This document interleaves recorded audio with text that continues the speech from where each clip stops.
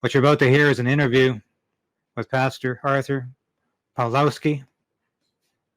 What he's about to tell you about what the state did to him for daring to hold church services for the Freedom Convoy during a pandemic is absolutely shocking.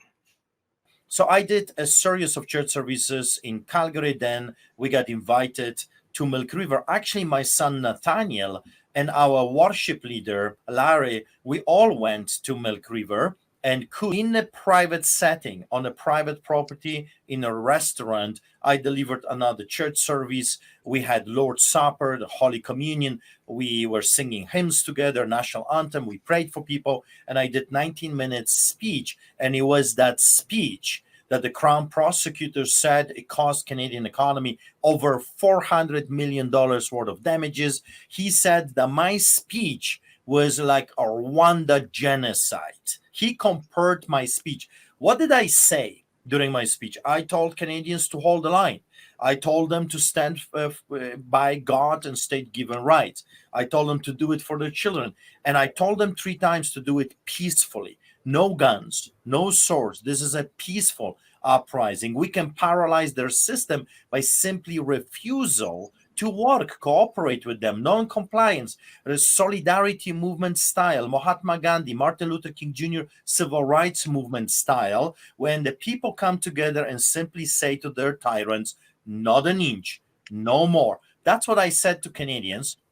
It must be very powerful speech, because a few days later, anti-terrorists came, RCMP, detectives, uniformed Calgary police, undercover. Later, we learned that they were parked outside my home for a week, monitoring me coming in and going out. I was interrogated by RCMP for hours, then taken to prison, stripped naked, taken to solitary confinement. The next day, I was placed in metal cages, believe it or not. And then I was taken from one solitary cell with a bed to another one on concrete, no washroom and no water. And that was going on for 45 days. And then in the end, I end up, believe it or not, after 3 weeks, they denied my access to my lawyers. I end up in MaxPod. The story of totalitarian regimes, or the story of any dictatorships, is a sad story, because in the end, everyone suffers, including the villains, the brown shirts of Adolf Hitler, if you will, or those that told so many times, I'm just following orders. They are going to be hurting. Their children and their grandchildren are going to be hurting. In the end of the day, is hell for everyone. And that's communism. That's socialism. That's what fascism is all about. I am Artur Palowski, born behind the Iron Curtain in Poland, crushed by the iron fist of oppression. The armed forces now rule in Poland with martial law and the threat of execution for those who break it. Do wojskowej diktatury. The horrors inflicted by unchecked despotism have burned their mark into my memory. The December of 1981, when martial law turned our cities into shadows. The biting winters, when the quest for bread met with empty shelves. The silenced voices of cutting forest. These memories led me to vow never again. Driving a nice car. I grew up in a ghetto. I grew up in hell on earth. And I'm telling you, hell has visited you. If you don't fight, if you don't stand up now, you're going to regret for the rest of your life that you didn't, and your children will pay the price of your cowardice. So what I'm simply saying, the use of language, Gestapo, KGB, sociopaths, psychopaths, communists, what I'm saying is I'm trying to shake you off your horse. I want to slap you in the face. Wake up. Don't you see? The villains have already come. They're not approaching. They're within the gates right here. If you don't fend them off, they're going to eat you alive. Wake up.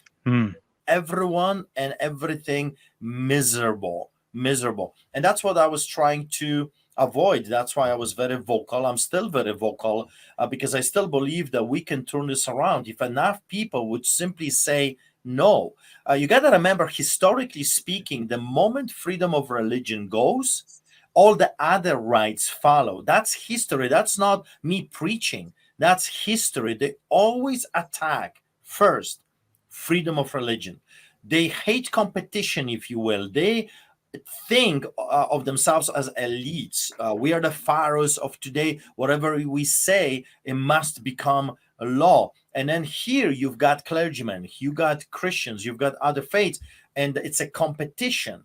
And they have to destroy it in order to go after all the other rights and freedoms. It's a playbook. I mean, they're not doing something new. If you don't believe me, Google it up, how Adolf Hitler came to power. It's a straightforward playbook. It's time to fight back. It's time to resolve to resist. And that's what we need to do in this country. And that's what we're going to continue to do in the station. So I want to thank you for listening today. Thank you for watching today.